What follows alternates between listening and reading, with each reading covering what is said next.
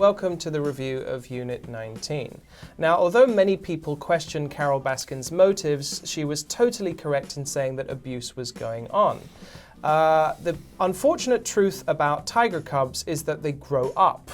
And unfortunately, when they grow up, they become sort of unmarketable, shall we say.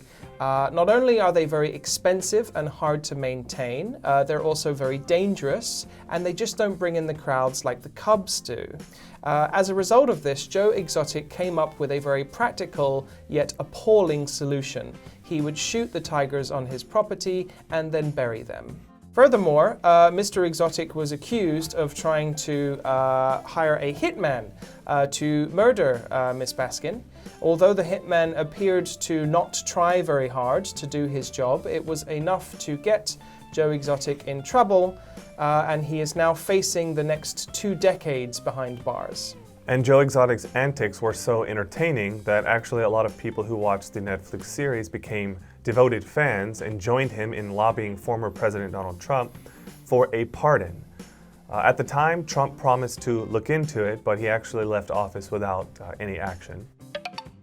Antics.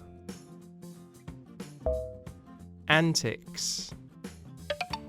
Now, this article mentions that Joe Exotic became increasingly unhinged despite being a charismatic person. Do you know of any other charismatic people who have become increasingly unhinged over time? There are too many to mention.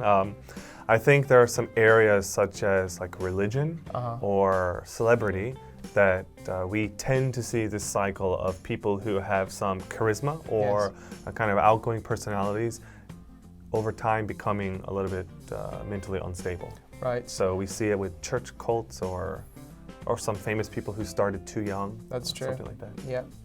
The one that comes to mind is if you turn on your computer, it's very common to see the McAfee virus software. Back in the day, back in the 90s. Yeah. The guy who was the brains behind that was a man named John McAfee, who is a total lunatic.